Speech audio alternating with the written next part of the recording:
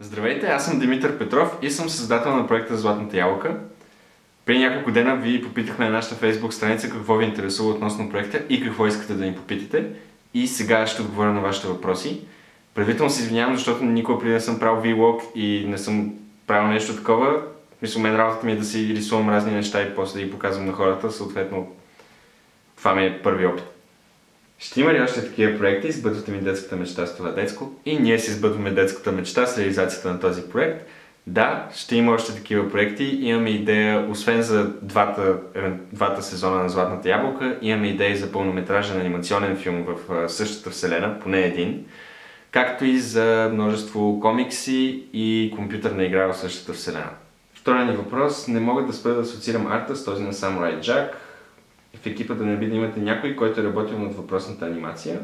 Много хора споменаха, че стила ни напомня доста на Samurai Jack, което до някъде е умишлено. Стила ни е вдъхновен и до някъде базиран на стила на един страхотен американски художник, който се казва Айван Ръл. Айван Ръл е бил главният художник по декорите на Спящата красавица на Дисни. И много анимационни продукции са вдъхновени и повлияни от него след това, включително и Samurai Jack и Златната ябълка.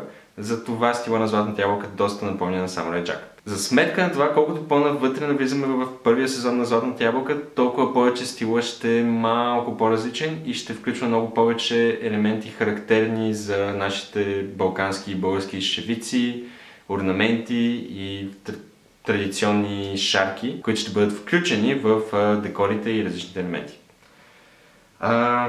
Кои персонажи са ми любими и защо?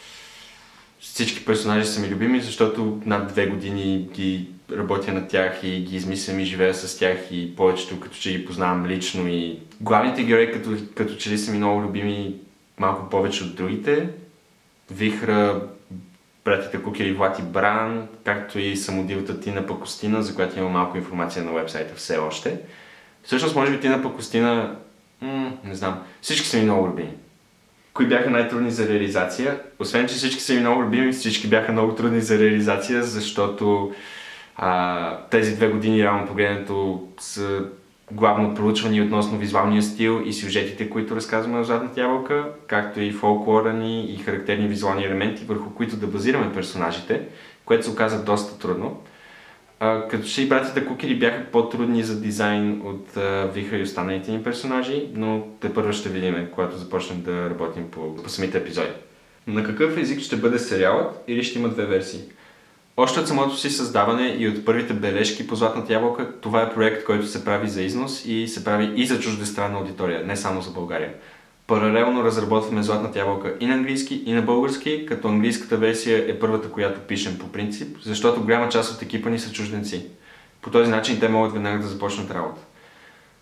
Разбира се, сериала ще бъде озвучен и на английски, и на български, но тъй като ще търсим и чуждестранни инвеститори и разпространение, в един момент постовете на Facebook страницата ни ще се обърнат. Тоест, първо ще пускаме постове на английски и отдолу ще е версията на български. Надявам се да ни разберете и да ни подкрепите за това, защото по този начин ще ни е по-лесно да привлечем чуждестранна аудитория, а съответно и чуждестранни инвеститори и разпространители. Идеята на Златната ябълка не е да е нещо, в което да се гледа само на Балканите и в България. Идеята ни е да направим един проект, който да ни показва в положителна светлина пред целия свят. Имаше един друг въпрос относно това дали имаме идея относно актьорите, които ще ни озвучават персонажите или ще правим прослушване. Макар че има няколко доста големи имена, които проявиха интерес да се асоциират с проекта. Освен тях, веднага щом стигнем до озвучаването, ще направим едно голямо прослушване, на което всеки, който проявява интерес да се включи, ще е добре дошъл. Ще има ли песни? Ако не, надявам се да предвидите поне една с традиционна българска музика, дори да е с нов аранжимент.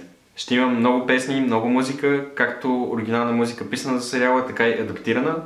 Българската фолклорна музика се използва в киното от супер много време и ние не правим изключение. Музиката ни е супер важна, за да реализираме проекта така, както си го представяме. Съответно, за това ни помагат нашите много готини партньори от Kaufman Project Диви гласове, както и от музикален проект Балкански. Можете да прослушате техни неща на нашия уебсайт, а оттам също така можете да видите съответно и техните канали и страници. Имат страхотни изпълнения и страхотни парчета, тъй че давайте. Какво мислите за България? Макар че България е съвсем различна от Златната ябълка като идея, цели, посока и така нататък, ние разбираме с какви огромни трудности се е сблъскал екипа на България и колко много труд, усилие и време е вложено за реализацията на този проект. И намирам за страшно готино това, че след 20 или 30 години или не знам там колко време от него, отново имаме български пълнометражен анимационен филм в кината и ево за това продължайте в същия дух. Страхотно е, че се случват такива неща и трябва да има колкото се може повече такива проекти. С какъв софтуер работите по анимацията и с какъв по бекграунда? Успех с филма, чакам с нетърпение. И ние го чакаме с нетърпение. Анимацията за сега се прави на Flash, докато бекграундите ги рисуваме на Adobe Photoshop. Монтажа го правим на Adobe After Effects. В смисъл монтажа, анимация с бекграунд. В този смисъл. Композитинг. Колко епизода планирате да направите, колко ще е дълъг всеки от тях, как ще се финансира и къде ще се излъчва? В момента планираме да направим поне един сезон, който ще е 24 епизода, по 24 минути всеки един от тях. Относно това къде ще се излъчва, за сега обсъждаме различни възможности и варианти, включително телевизия и интернет. Независимо какво направим, епизодите ще са достъпни от чужбина по интернет със сигурност. Тъй, че понеже имаше въпрос относно това дали ще могат да се гледат от чужбина, да, ще могат да се гледат от чужбина онлайн. Относно финансирането, на края на влога ще отговоря на всички въпроси, свързани с финансиране и какво ни предстои като цяло за проект. Замислено ли е при добра реакция от публиката да се направи и дългосрочен проект, който да адаптира различни народни приказки по този красив начин? Сериала Златната ябълка не е адаптация на приказката Златната ябълка, макар че действието се развива в вселена базирана на българска фолклор и митология, ние не разказваме нито един сюжет дословно. Реално погледнато взимаме различни елементи от българския фолклор и митология и ги разказваме по един нов начин. В този смисъл няма да адаптираме други приказки едно към едно, но ще взимаме елементи от всякакви приказки от българския фолклор и българската митология като цяло и от балканската въобще и ще ги използваме в сериала по различни начини. И сега най-важното, относно реализацията на проекта, докъде сме стигнали и как можете да ни помогнете. Първото, което е, този проект се разработва вече над 2 години. Тези 2 години целият ни екип работеше на чисто доброволни начала, инвестирахме собственото си време, усилия и средства в работата по Златната ябълка. И затова решихме, че при няколко седмици, когато обявихме проекта и пуснахме нашия вебсайт, че вече е време да го покажем на света и да покажем, че по такъв проект се работи. Много хора ни писаха относно Kickstarter и други краудфандинг платформи. След като ги проучихме, установихме, че за да се явим на една такава платформа ни трябва поне трейлър. Затова и освен завършване на препродукцията по първия сезон на сериала, се концентрираме в момента и върху разработването на точно такъв трейлър. След като трейлър е готов, ще направим Kickstarter, с който да финансираме пилотния епизод на проекта.